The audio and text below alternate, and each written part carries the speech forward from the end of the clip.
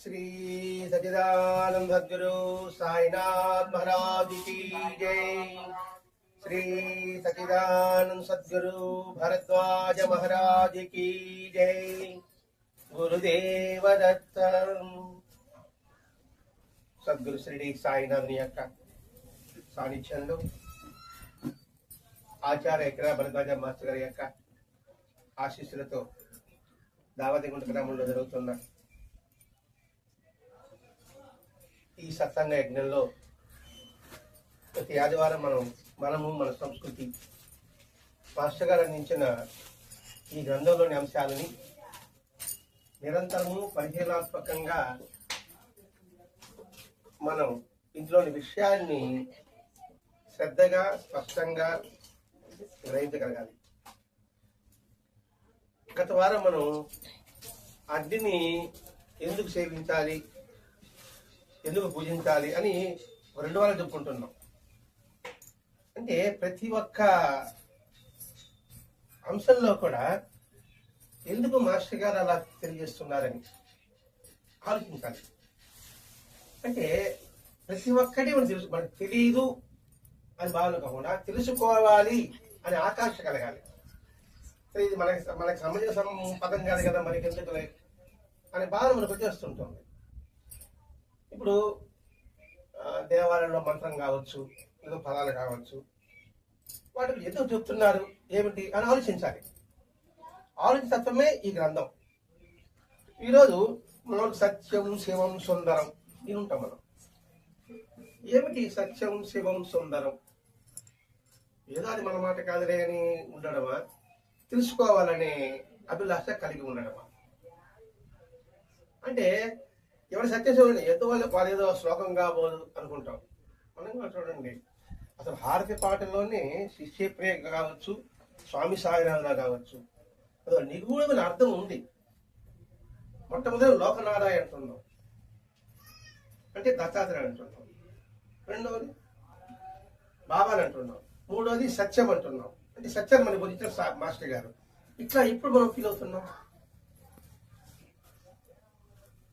స్వామి సాయిలో నేను చూడు ఈ అర్థాలు ఉన్నాయి. మాస్టర్ గారు ఊరికే పెట్టలేదు. ఇప్పుడు దత్తాత్రేయుడు లోకనాథ వస్తాడు, తర్వాత బాబా వస్తాడు, తర్వాత సత్యం అని ఎప్పటికడికి మాస్టర్ గారు వస్తున్నారు. అట్లాగే ఇక్కడ ఈరోజు సత్యం శివం సుందరం అని మనం వింటాం. మామూలుగా సత్యసాయి బాబా భజనలో వాళ్ళు వింటుంటారు, మనం వింటూ ఉంటాం. ఏమిటి ఆ సత్యం శివం సుందరం? అలాగే ఒక్కొక్కరు చెప్తాను సచ్చిత్ ఆనందం అంటారు, సచ్చిదానందానికి సచ్చిత్ ఆనందం అంటారు. మనం కూడా సచ్చిదానంద సద్గురు అంటున్నాం. సచ్చిదానంద అంటే దాని అర్థం ఏమిటి? అంటే దానివల్ల ఉపయోగం ఏమిటి? ఏదో వాళ్ళు పలకమన్నారు, మనం పలికేస్తాం అని అనుకుంటాం కదండి. తెలియకుండా పలకడానికి, భావస్ఫూర్తితో తెలుసుకొని ఆ భావాన్ని పలకడానికి చాలా కథ ఉంటుంది. అనుభవానికి అనుభూతికి ఉన్న తేడా. అనుభవము ఆ క్షణం పాట మార్చున్నాము, చక్కగా ఉంది, గానం బాగుంది. అనుభూతి పాడామనుకోండి, అది అలాగే తిరస్థాయి హృదయించిపోతుంది. ఆ అనుభూతి పొందడమే పరమార్థము. మానవ సాధన అంటే అనుభూతి పొందడమే. ఇది భగవత్పరమనే కాదు, ఏదే అనుభూతి పొందడమే. అది కుటుంబంలో కావచ్చు, గృహశాస్త్రంలో కావచ్చు, లేదా చదువులో కావచ్చు, పాటలో కావచ్చు, ఏదైనా అనుభూతి పొందిన ఆనందం ఇంకెందులో కానీ లభించదు మనకి. మనం ఎంతసేపు సంతోషంగా చూసుకుంటున్నాం. సంతోషానికి మించింది ఆనందం. అది పరమానందం, అది శాశ్వతంగా ఉంటుంది. ఆ అనుభూతి చెందినప్పుడు మాత్రమే మన జన్మ పరంపరలకి అది దోహదపడుతుంది.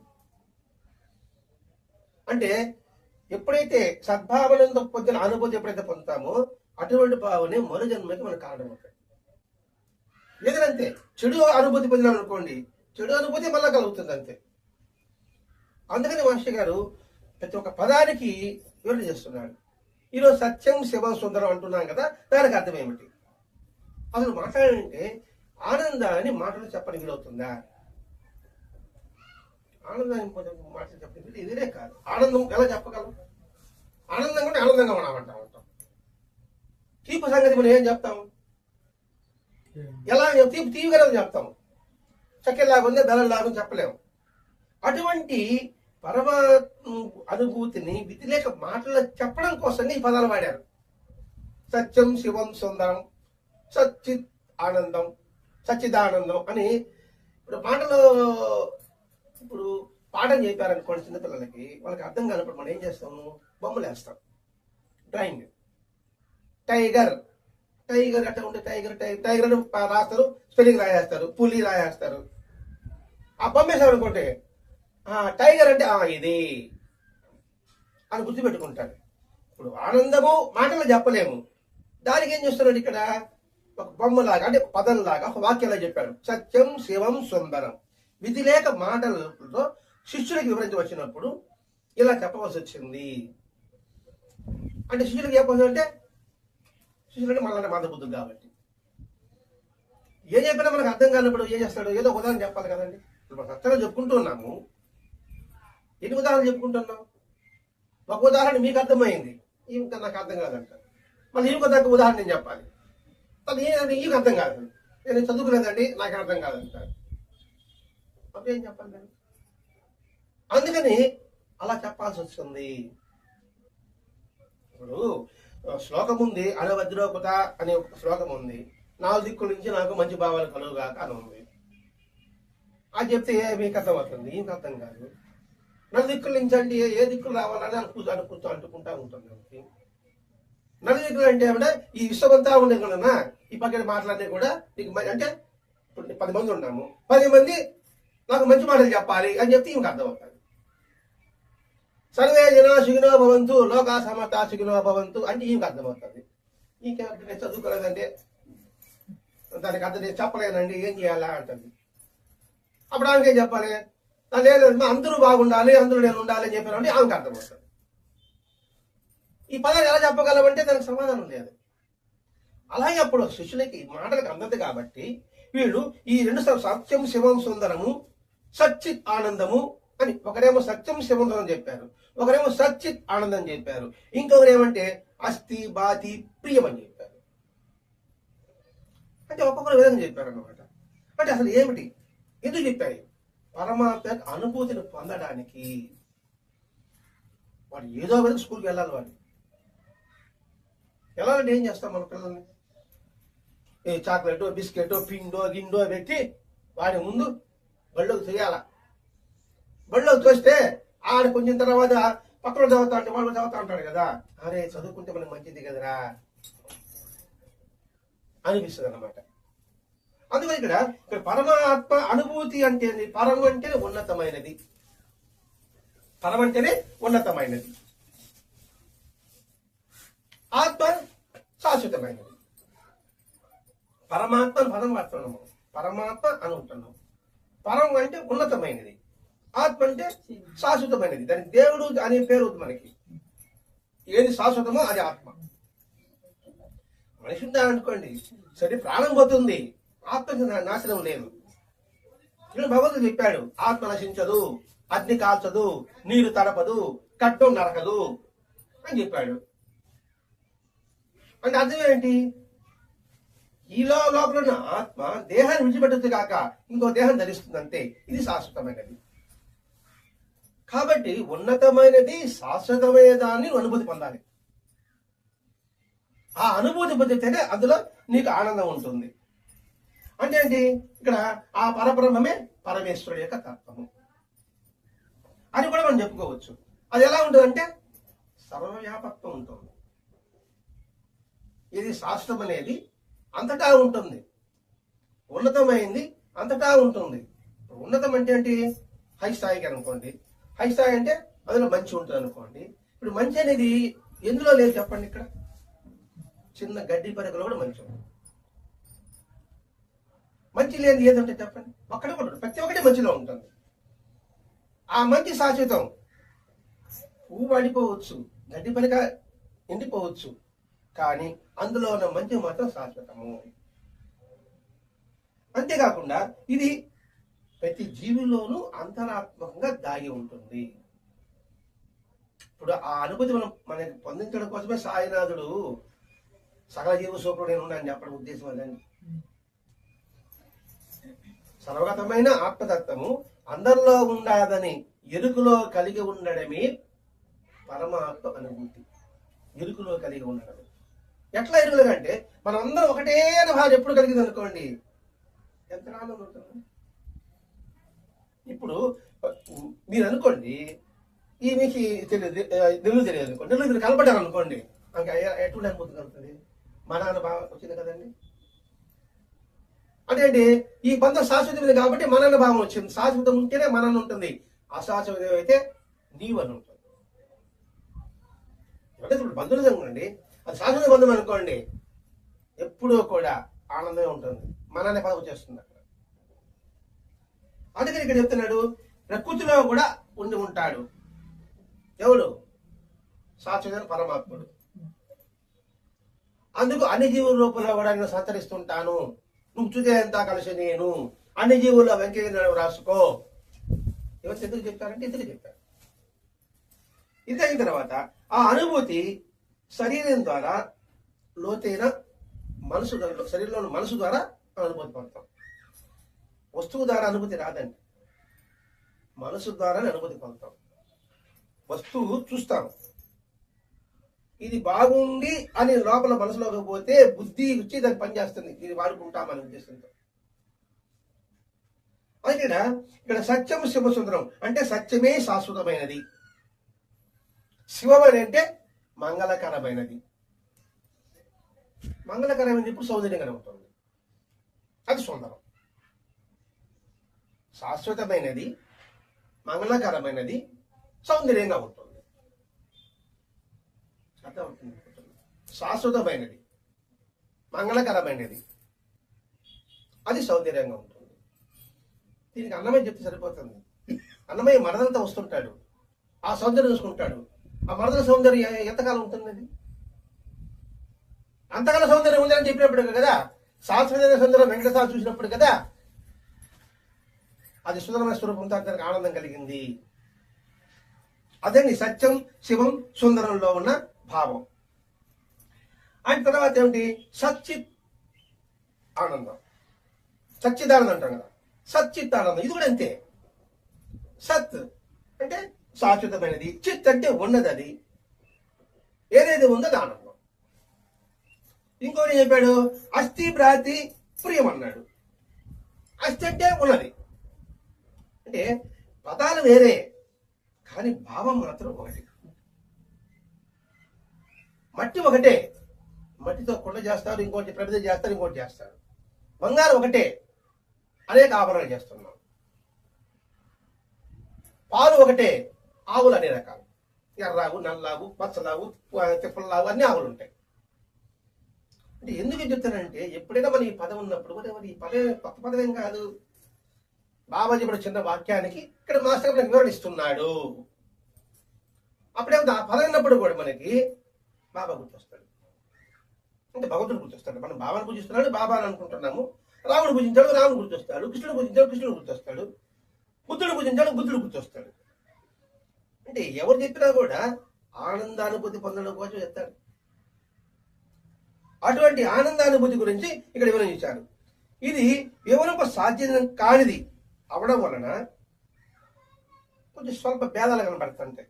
అంటే సచ్చిదానంద ఇది బాగుందనండి, ఇదేంటి అస్థి భ్రాంతి ప్రియం అని చెప్పాడే, మీరు చెప్తే మీరు చెప్తుంది తేడా కనబడతాడా? కలిసి పదాలు తేడా కనబడుతుంది, మనుషులు తేడా కనబడుతుంది. అందువల్ల సత్య సంవత్సరం గొప్పదే అని మీరు అంటారు, సచ్చిదానందం అని మీరు అంటారు, అస్థిబాది ప్రియం అని ఏమంటారు. కాబట్టి మాదే గొప్ప అని అంటారు. ఆ మాదే గొప్ప నుంచి వదిలిపెట్టేసి ఒకటే గొప్ప అని చెప్పడానికి బాబా వచ్చాడండి. అది ఆడికొచ్చాడు ఇక్కడ. అంటే అందుకే బాబా ఇటువంటి పదాలు ఏమీ వాడలేదు. బాబాకి చదివాం మనం, ఇటువంటి పదాలు క్లిష్టమైన ఎక్కడ వాడినా చెప్పండి. బాబా మొత్తం చూస్తాం, క్లిష్టమైన పదార్థాలు ఏమని చెప్పాడా? ఒక్క పదం కూడా ఉండదు మా పదం. ఎందుకంటే దానికి అర్థమవుతుంది. ఎందుకంటే అర్థం కాని పదాలు మనకు చెప్పి ఏం ఉపయోగం ఉంటుంది?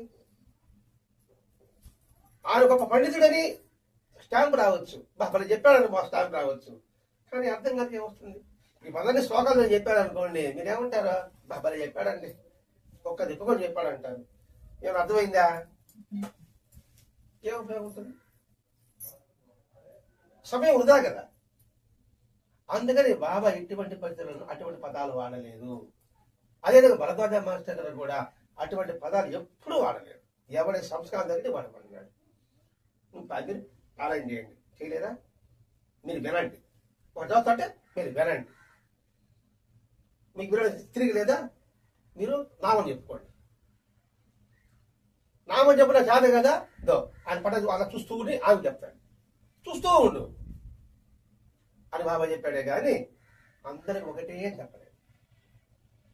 అందుకని సాయి ఇటువంటి పదాలు ఏం వాడేది. అలా చెబితే వాదోపవాదాలు వస్తాయి, వర్గాలు వస్తాయి, చీలికలు వస్తాయి.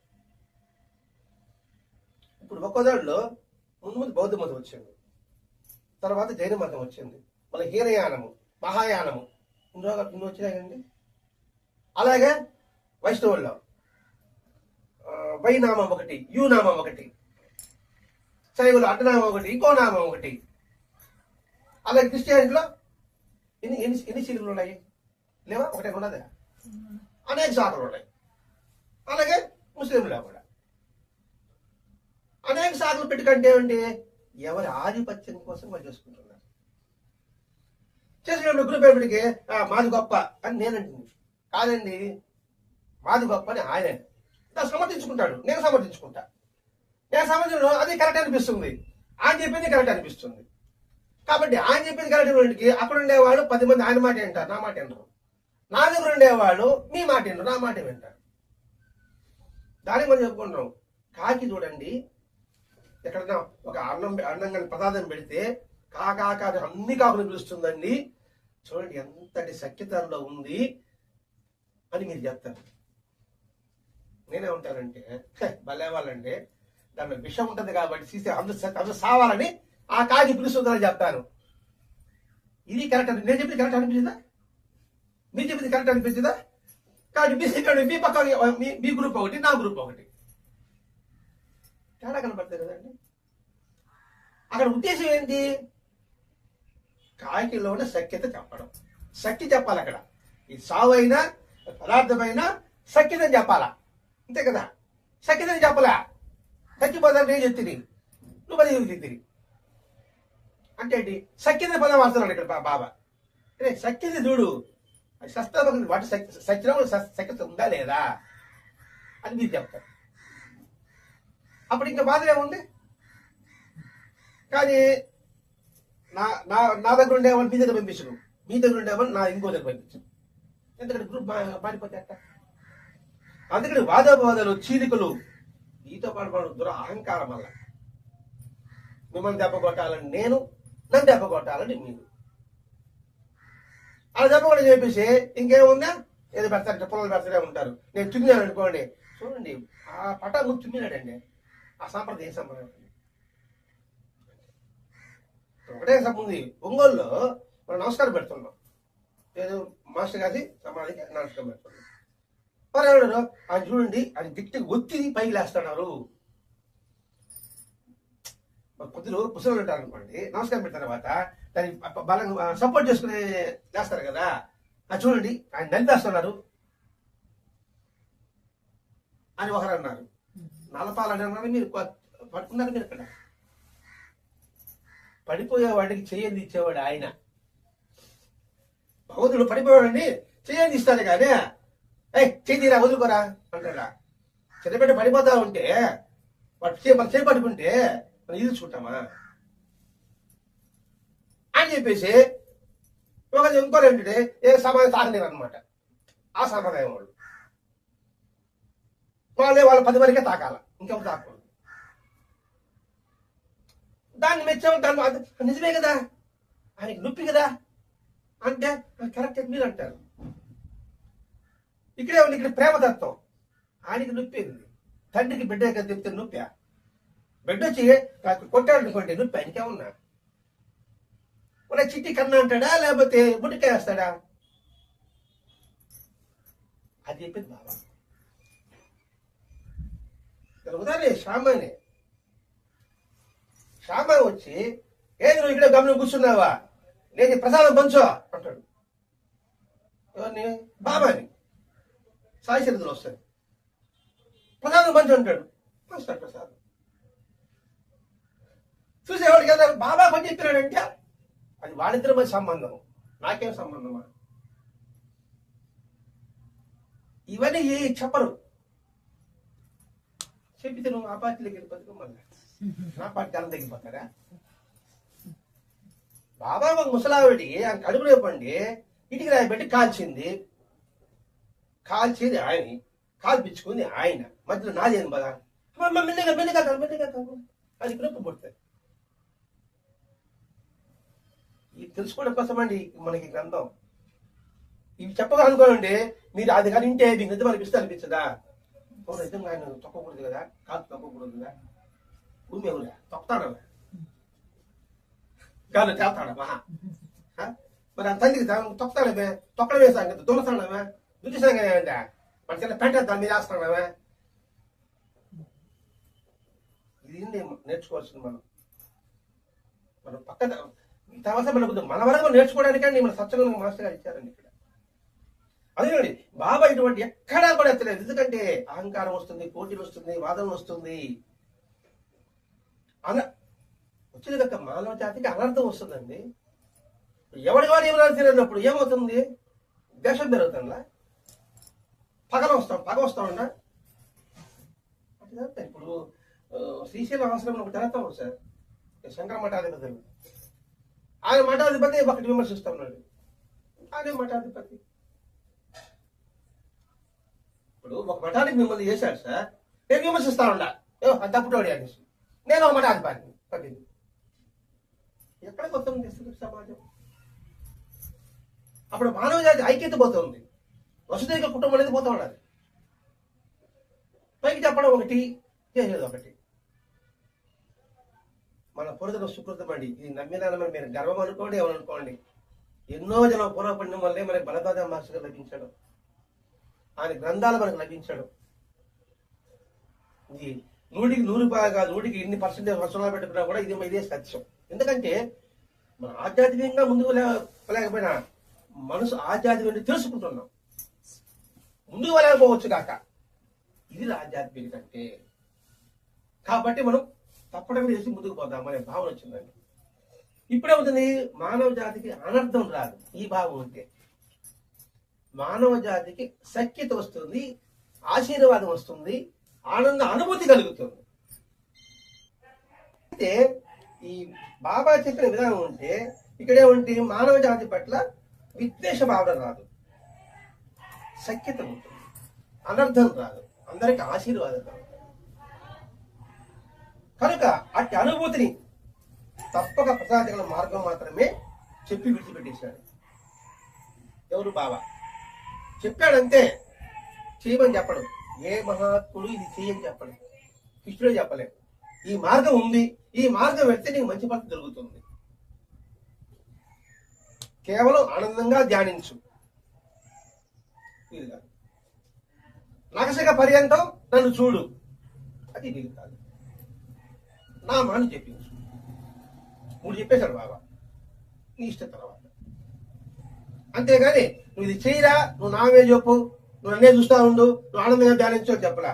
అందుకని ఆ మార్గం మాత్రం చెప్పి విడిచిపెట్టారు. దాని పట్ల శ్రద్ధ కలగాలి, దాన్ని అనుసరిస్తారు.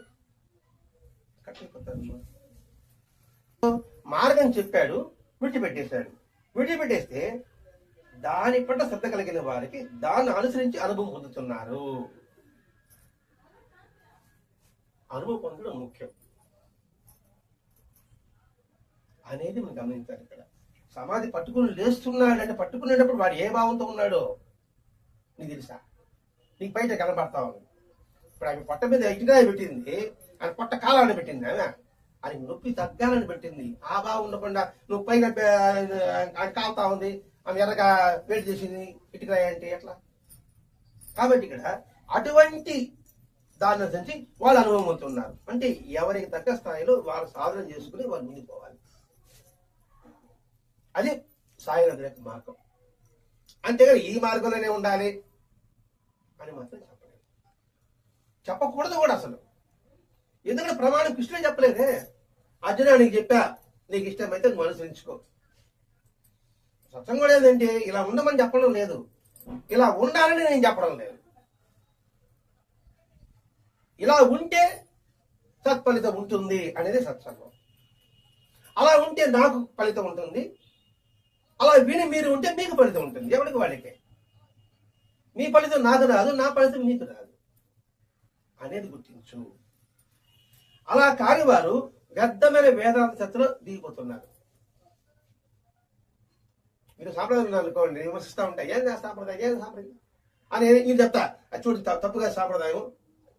ఇంక ఈ సాంప్రదాయం అంటే నేను విమర్శించను, నిన్ను ఖండించను, ఇంత వాది సరిపోయాయి, నేను ఎప్పుడు సాధన చేసేది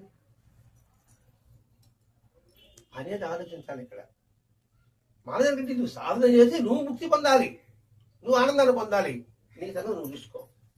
రమణ మహర్షి చెప్తాడు, ఒరే నీ ముట్టికి అయితే 1,90,000 సమస్యలు ఉన్నాయి, ఎదుటి వారి గురించి ఎందుకు ఆలోచిస్తున్నావు అన్నాడు. మనం ఎక్కువగా వాళ్ళ గురించి ఆలోచిస్తాం, ఎదుటి వారి మన సమస్యలు పట్టించుకోం. మనం వాడెట్టున్నాడే వీడెట్టున్నాడే వాడి సంగతి చూసుకుంటున్నాం అనేది మనం గమనించాలి. అంటే ఎవరికి వాడు మనకు మనం ఉద్ధరించుకోవాల్సిందంటే మన ప్రయత్నం మనం చేసుకోవాల్సిందే. నేను చేసుకుంటే నేను పాస్ అవుతాను, మీరు చేసుకుంటే మీరు పాస్ అవుతారు. వాడు చదవలేదే, వాడు చదవలేదంటే వాడు చదవకపోతే వాడికి నష్టము, నాకే నష్టము అనేది గుర్తించు. అలా వేద చర్చలపై తల పగల కొట్టుకుంటున్నారు. ఉదాహరణ చూడండి, స్వామి వివేకానంద, రామకృష్ణ పరమహంస బైబిల్ చదివాడు, నాకు యేసుకి దర్శనమైంది అని చెప్పాడు. ఖురాన్ చదివాడు, ప్రవక్త నాకు దర్శనమైంది అని చెప్పాడు. ఇప్పుడు నేను ఆశాంగంలో వాళ్ళు ప్రవక్త అంటేనే హే ఆయన ముస్లిం, ఆయన మాట ఎత్తకూడదు, మన హిందువులం కదా అంటా ఉంటారు, క్రైస్తవుల మాట ఎత్తుకుంటూ అంటా ఉంటారు, విమర్శిస్తున్నారు. స్వామి వివేకానంద ఉపన్యాసాలు చెప్తున్నప్పుడు ఒక రబియా అనే ముస్లిం మహాత్ముడు గారు చెప్పాడు. ఎందుకు చెప్పాడు? ఏమని చెప్పాడంటే ఆయన గొప్ప సాధకురాలు, ఆయన బాగా జ్వరం వచ్చేసింది, అంటే ఆరోగ్యం బాగా క్షీణించింది. 2 సాధువులు వచ్చారు. వచ్చి అందరికి వచ్చి, అమ్మ నువ్వు భగవంతుని శ్రద్ధగా పూజిస్తున్నావు కాబట్టి ఈ బాధని నువ్వు సహనంతో భరిస్తున్నావు అన్నాడు ఒకడు. ఇంకొకడు వచ్చి, నువ్వు భగవంతుడి మీద ప్రేమపూర్వకంగా ఉన్నావు కాబట్టి ఈ బాధని నువ్వు ఆనందంగా అనుభవిస్తున్నావు, ఆనందంగా తీసుకుంటున్నావు అని ఒకటి చెప్పాడు. ఆమెనింది, అది బాధని ఆలోచన నాకు లేదు. తేడా కనపడుతుందా? అది బాధని ఆలోచన నాకు అసలు లేదని. అంటే ఏంటి? పరమాత్మలను ఐక్య చెందిద్దాన్ని. ఇప్పుడు ముస్లిం మహాత్ముని వివేకాన్ని చెప్పాడంటే మనం ముస్లిం అంటే ఎందుకు ద్వేషం పెట్టుకోవాలి, క్రిస్టియన్స్ ఎందుకు వాళ్ళు పెట్టుకొని వాడు ఫెయిల్ అవుతాడంటే నువ్వు కూడా ఫెయిల్ అవుతావా? నీలో సత్సంకల్పం ఉంటే వాళ్ళు కూడా సర్వమత సామర్థ్యానికి వాళ్ళు వస్తారు. నువ్వు ద్వేషం పెట్టుకుంటే వాళ్ళు కూడా ద్వేషంగా ఉంటారు, అంతే కదమ్మా. మీ మన చెడ్డది నేను అంటుంది, నా ద్వేషం మిమ్మల్ని చెప్తా ఉంటుంది, మీరు నన్ను ఎందుకు ప్రేమిస్తారు? మీరా అది పాటిస్తారా? మీరు కూడా ద్వేషం పెట్టుకుంటారు. అది ఆలోచన లేకపోవడం వల్లనే ఈ విద్వేషాలు. అటువంటి వద్దని మనకి సాయినాథుడు భరద్వాజ మహర్షి గారు మనకు లభించారండి. ఇప్పుడు బాబాజీలో కూడా గంగగిరి బాబా వస్తే నా దగ్గర పాలు తీసుకుని కూడా కొంచెం వేదాంత చర్చలో మునిగిపోయి పిచ్చివాళ్ళు అవుతున్నారని అంటాడు కదండి. నువ్వు పాలు తీసుకున్నావు, నువ్వు తాగు, నువ్వు బలం సంపాదించు, అయినా పాలు తాగని చెప్పి వేదాంత చర్చలు చేసుకుంటా ఉంటే నువ్వు ఇప్పుడు ఆచరించేది అదే కదా. ప్రబోధాంతులు మాస్టర్ చెప్తారండి, ఇలా శాస్త్ర పాండిత్యం అభిలాష్ ఉండేవాళ్ళు ఈ పుస్తకాలు చదవడే సరిపోతుంది వాడికి, ఇంకా ఆచరించేది మా టైం ఎక్కడ ఉంది వాడికి. ఈత కొడతాడు అనుకోండి, వాడు ఈత గురించి చెప్పంటే ఈత కొట్టగలుగుతాడు. వాడా చెప్తా కూర్చున్నాడు అనుకోండి, వాడు ఈ గట్టినే ఉంటాడు. వాడు ఈత ఎలా కొట్టాలంటే చెప్తా కూర్చుంటాడు అన్నమాట, పాట చెప్తా. వీడెప్పుడు ఈత కొట్టేది? మీరు తెలుసు, మీరు కొట్టుకొని పోతా ఉంటారు అంతే. దానికి ఒక తామర పువ్వు దగ్గర వచ్చి ఒకటి తెలియదు, అదే తామర పువ్వు తెలియదు వాడికి. వచ్చి ఆయన కప్పని అడిగాడు, ఇదేం పువ్వు అని. అదే పువ్వు బొద్దల పుట్టిన పువ్వు అని చెప్పేసి కప్ప ఎగిరిపోయింది. పురుగులు ఉన్నాయి కదా. ఏం పోని వాడి చెప్తే నీకు అర్థం కాలా అని ఆ పురుగులు వెళ్ళిపోయింది. తుమ్మి తెచ్చింది. దాన్ని అడిగాడు, ఏం మాట్లాడలే. మొత్తం తేనంతా లాగేసి కడుపు నింపుకొని ఏం నువ్వు అడిగింది అడిగి. అది అద్భుతం. నాకు తేలిక సామర్థ్యం ఎక్కడితో వచ్చింది తుమ్మిదే అది గ్రహించింది. చుట్టే ఉన్నాం గ్రహించలేకపోతాం అనే విషయం చెప్పాలి. అందుకని ఎక్కువ మంది పక్కదారి పట్టడానికి బాబా కించిత్తు కూడా అవకాశం ఇవ్వలేదు.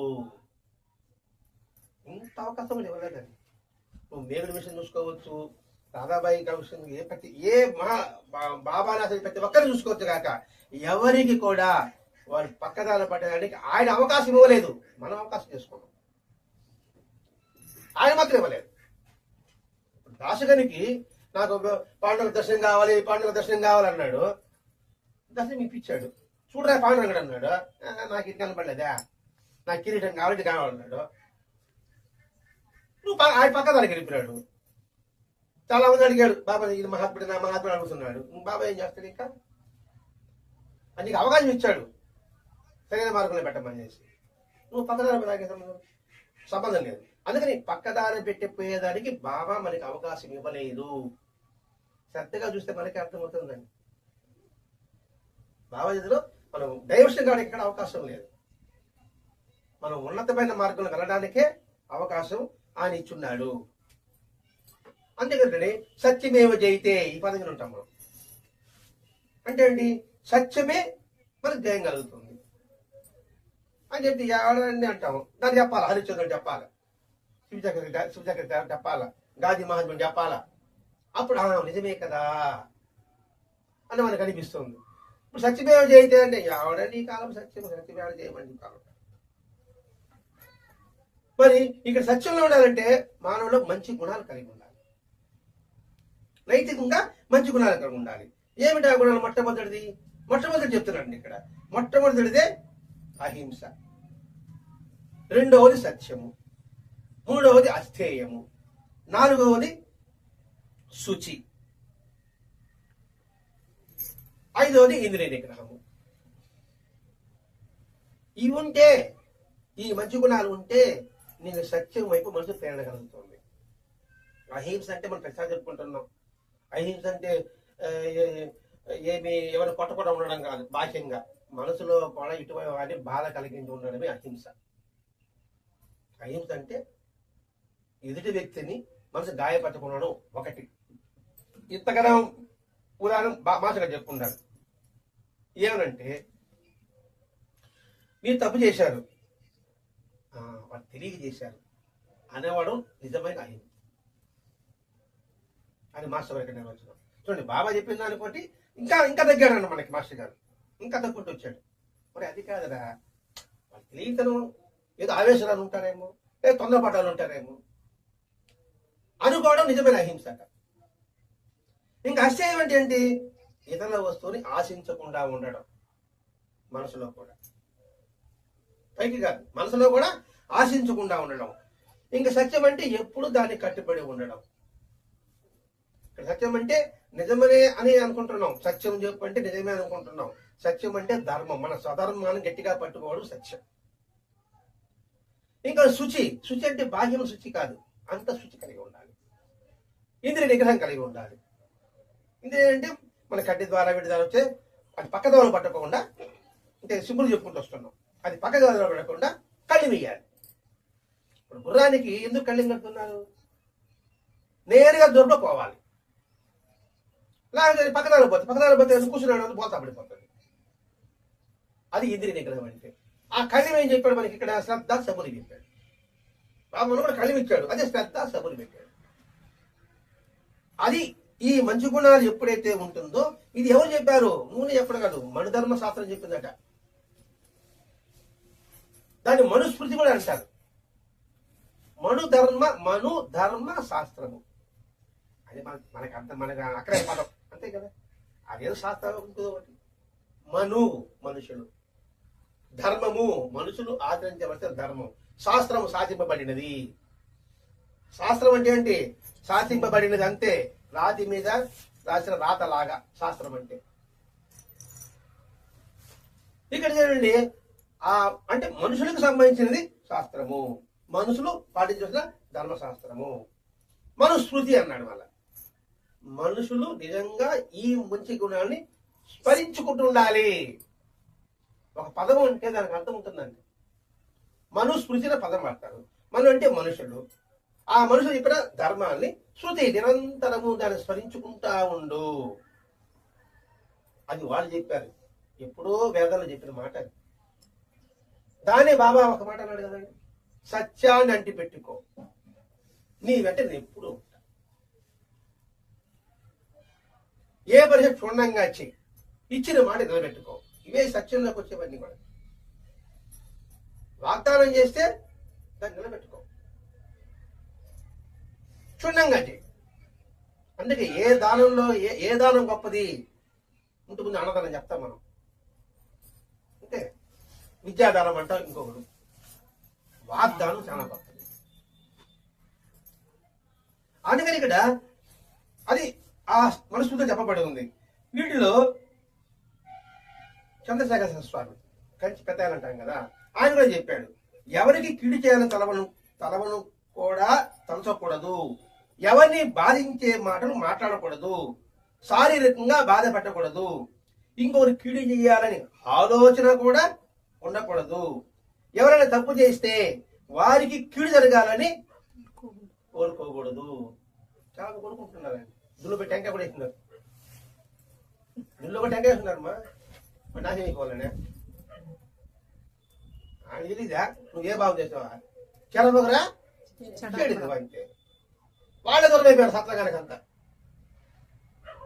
అలా వేసినవాడు సత్రంగా దూరం అయిపోయారు అంతే. అది ఆయన తెలియదు సంగతి. అది చెప్తున్నాడండి ఇక్కడ. మన పిల్లడేనండి గబగా వచ్చి కట్టనికి ఏదో ఆడుకుంటే దీపంతో కట్ట తగలబడేది అనుకోండి, ఏం చేస్తాడు? దేశం పెట్టుకుంటామా? కొడతాం, శిక్షణ ఇస్తాం. దేశం పెట్టుకుంటామా? వాడు చచ్చిపోవాలని చెప్పేసి ప్రార్థన చేస్తామా? పెద్ద చెప్పడం అంటే ఇక్కడ చూరుకు పదం ఉంది, చూరుకు నిప్పి పెట్టించాడు అనుకోండి ఇంటికి మన బిడ్డ, దేశం వహిస్తామా?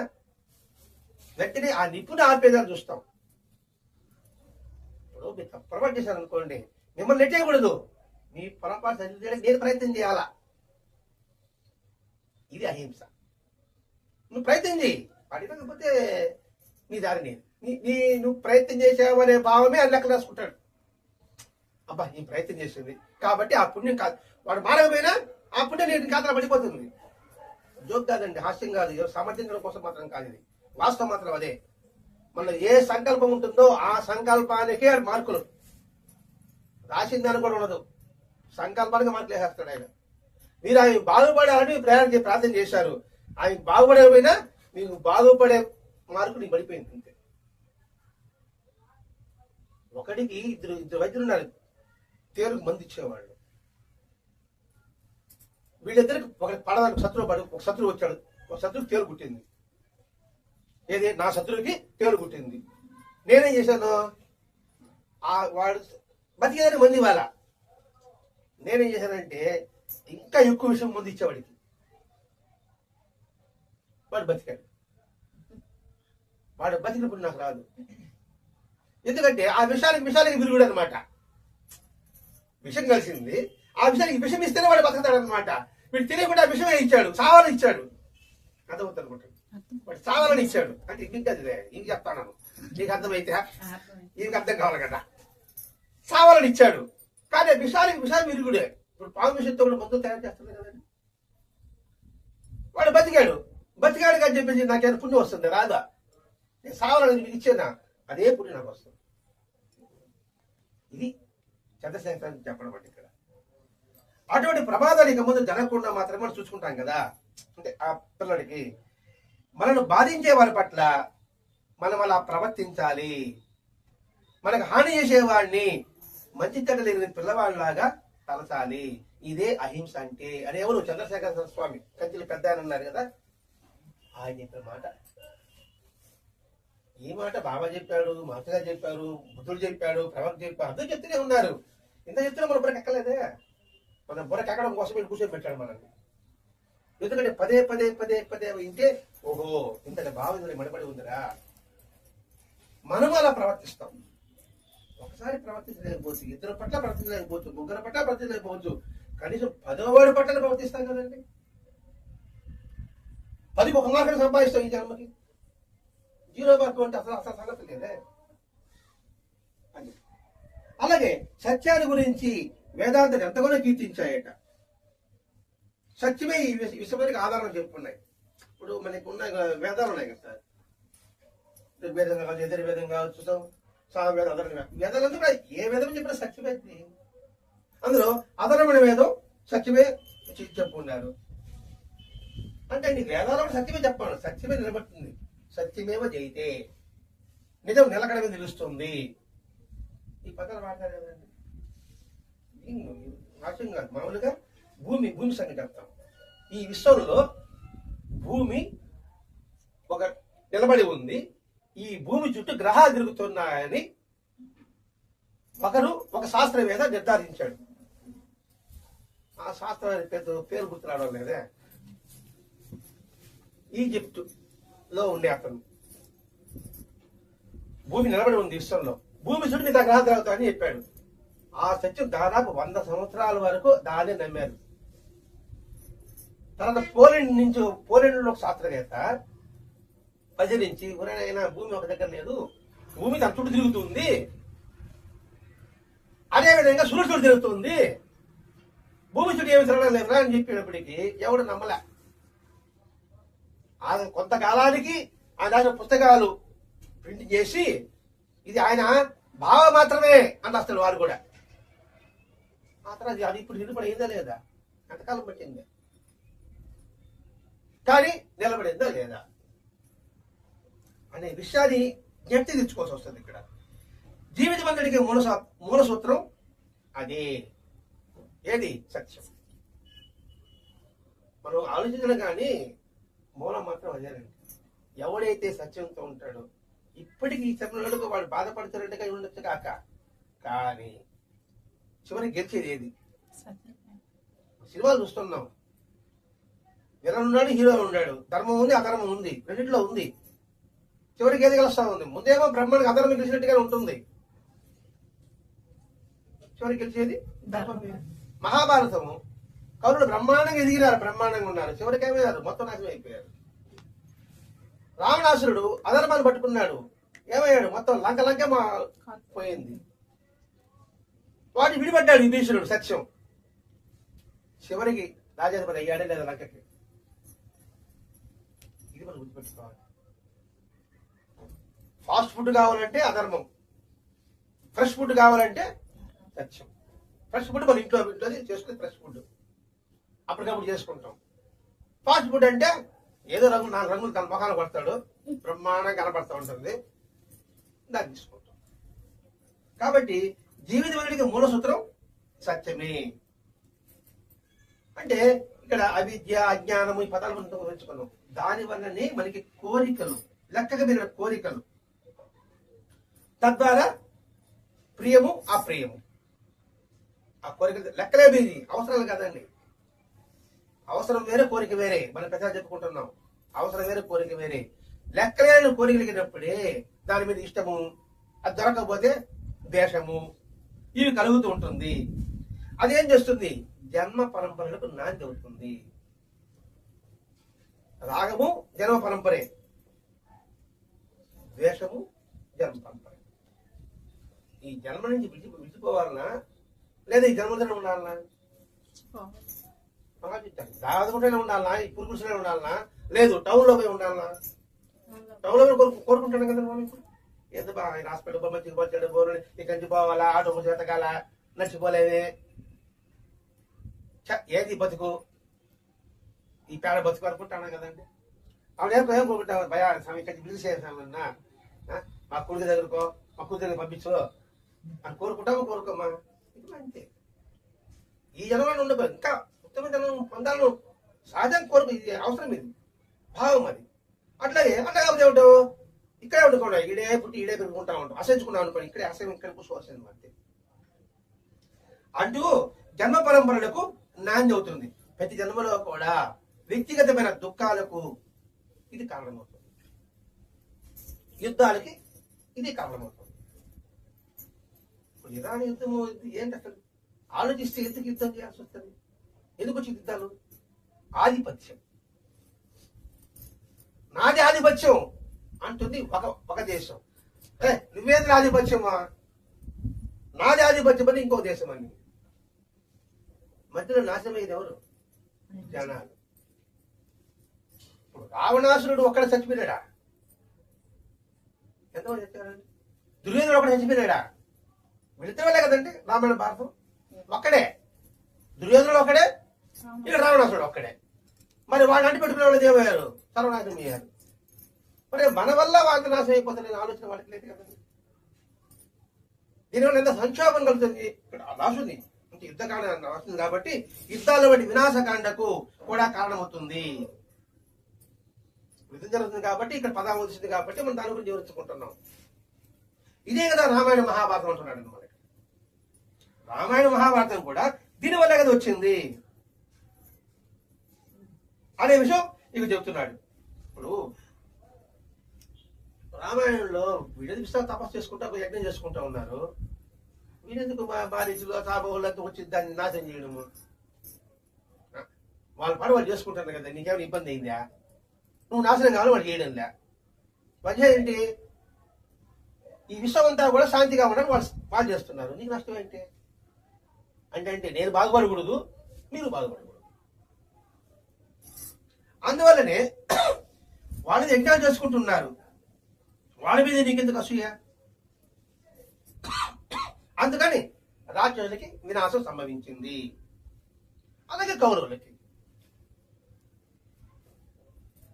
యుద్ధం చేశారు, ఏదో వాళ్ళ రాజ్యం మీద పదవి ఇచ్చారు.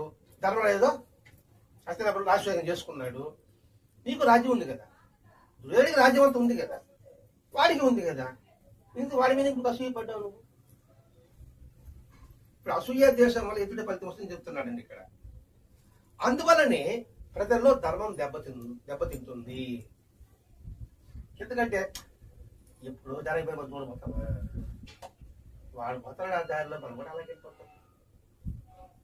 అతను పోతాడు, మనం కూడా అతను పోతాం. మనం న్యాయం ఉంటే ఇక్కడ జరిగే పనేది. మరి దానివల్ల ఎటువంటి కీడో జరుగుతున్న ఆలోచన లేదనుకోండి, వాడి పోతే పోయినాడు, మనం ఉంటాం. దారి బురదగా ఉంది, మీరు పోతున్నారు, మీరు నాకు వస్తుందా? పిచ్చిగా పోతాడంట. మరి దీని విషయంలో మాత్రం అని చెప్తూ ప్రజలలో ఈ ధర్మం కూడా దెబ్బతింటుంది. ఆ ధర్మం దెబ్బతినకుండడం కోసమే మహాత్ముల యొక్క అవతరణ.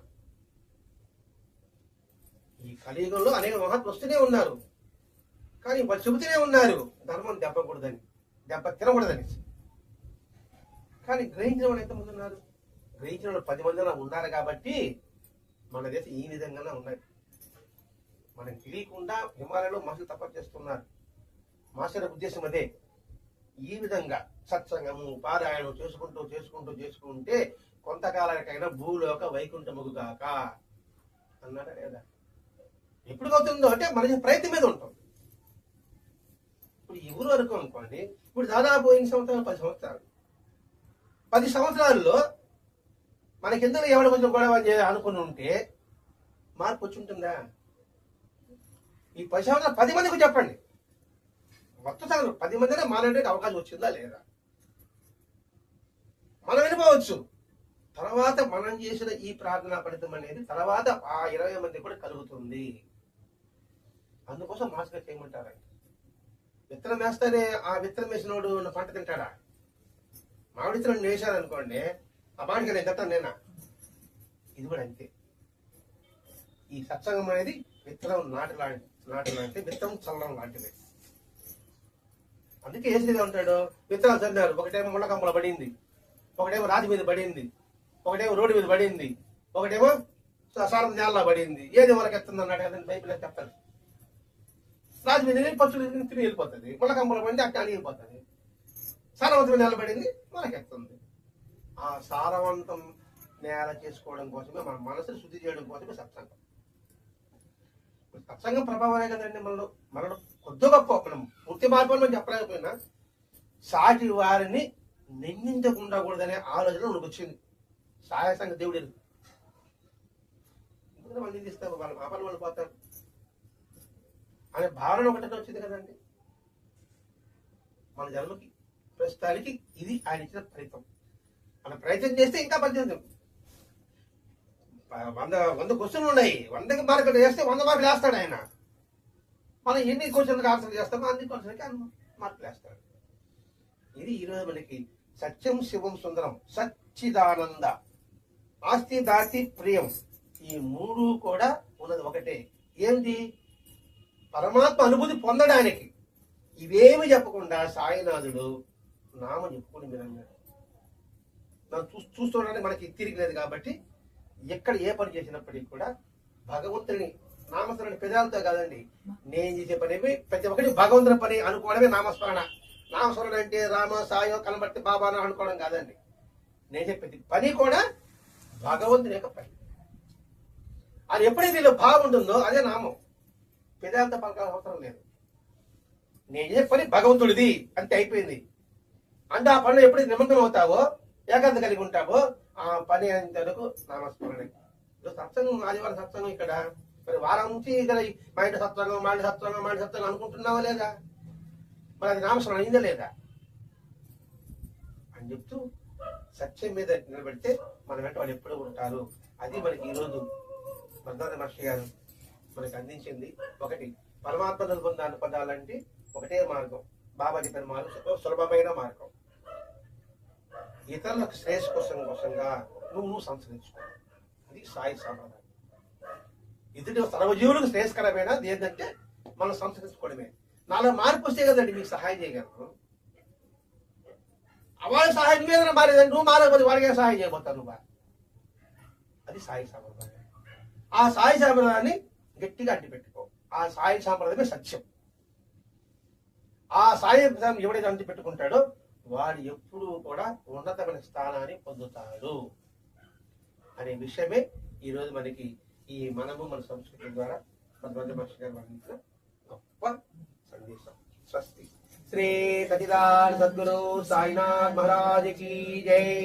శ్రీ సచిదానంద సద్గురు భరద్వాజ్ మహారాజ్ की जय. గురుదేవ